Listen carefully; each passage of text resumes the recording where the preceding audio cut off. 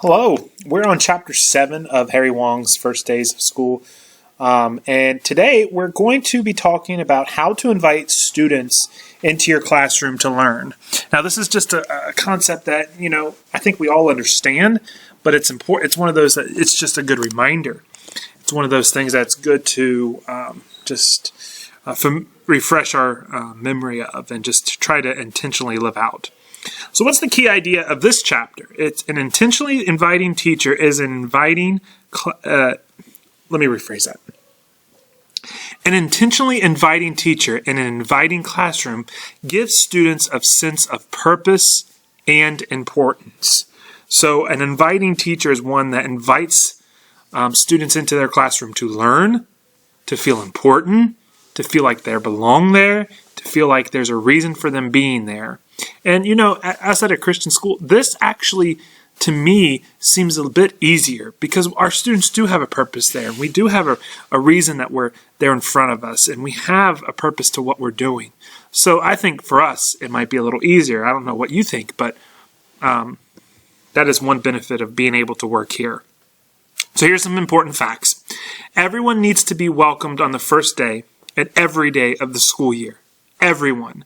No matter how hard the student is to deal with or how easy the student is to deal with, everyone needs to be welcomed. The very nature of an invitation is to build relationships among participants. Invitational education states that all individuals have significant people participating in their lives and learning experiences. Students can refuse words, but they cannot refuse a positive invitational attitude. School is not a place, it's a concept. Coming to school every day can seem like a hopeless task for some students unless they can succeed at what they do.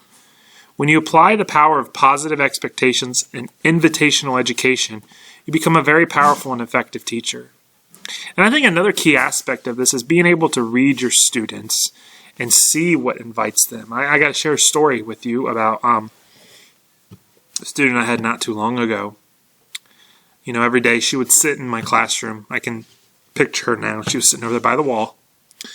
And she would be very frustrated, very angry, very upset all the time. Didn't really know what was going on, so I just ignored it because that's how I deal with it. And, she would say things in class. I would say things back. And it would spiral downwards of just anger and discontent to the point where a mother contacted me and said, "Did you see how my daughter was acting in class? Like, do you not understand that she's frustrated?" And I'm sitting here thinking, I don't know what's going on.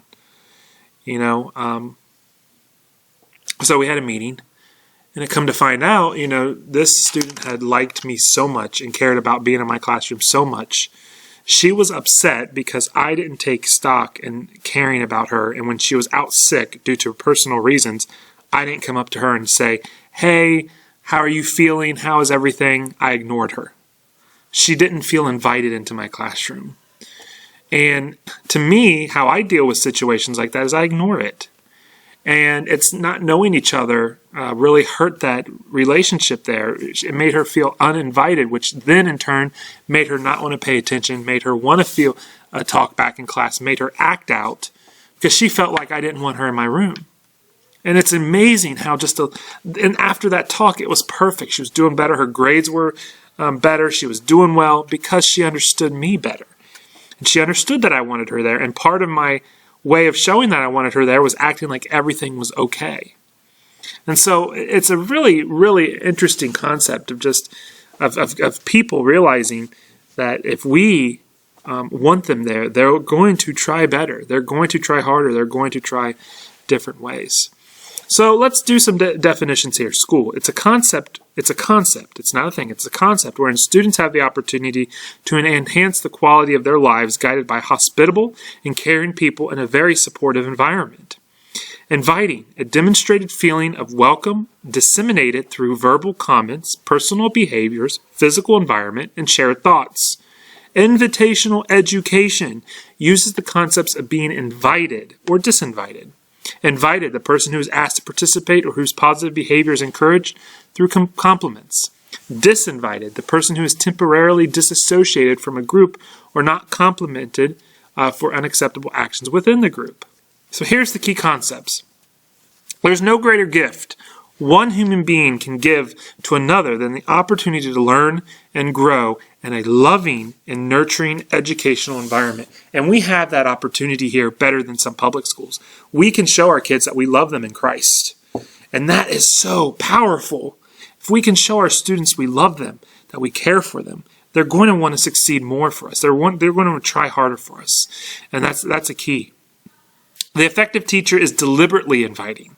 They try to be inviting. They try to be warm. And trust me, some days it's hard.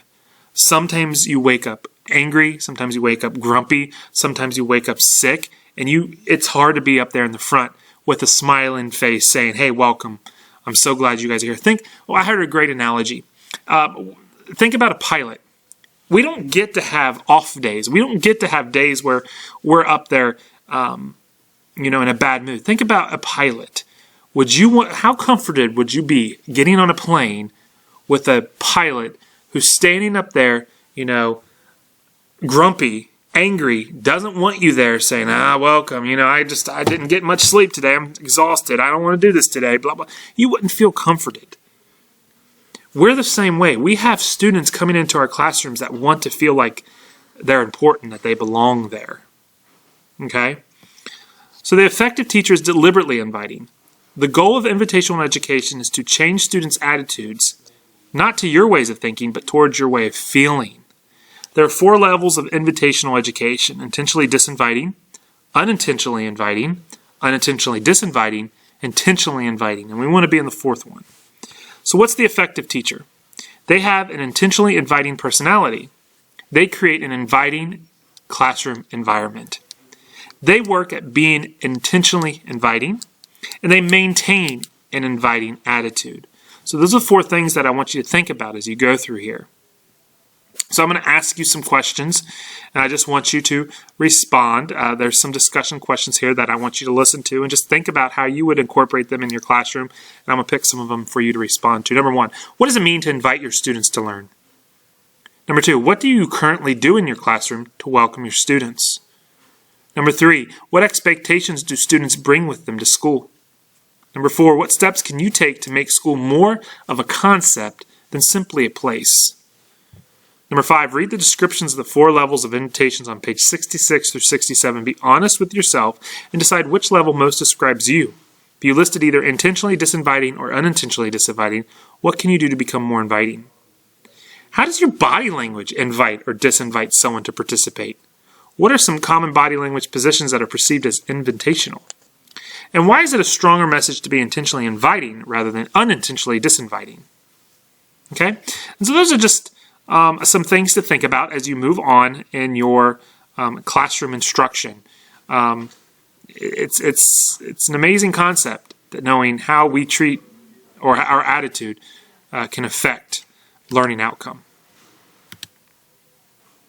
And so I'm going to end it with this. I always like to bring in John Hattie's work. I love John Hattie's work. I think if we understood John Hattie's work, it would be amazing. It's not about, he's just organizing the work that's already been done. And I think there's 8 mind frames that he lays out that's very important for teachers to have. And part of this being inviting, having high expectations is having certain mind frames. So I want us to look at the 8 mind frames, and I want you there's no talking, it's just them writing them out. And I think I want you to reflect on them and just as he's writing them out, as this person's writing out, see if you have these mind frames.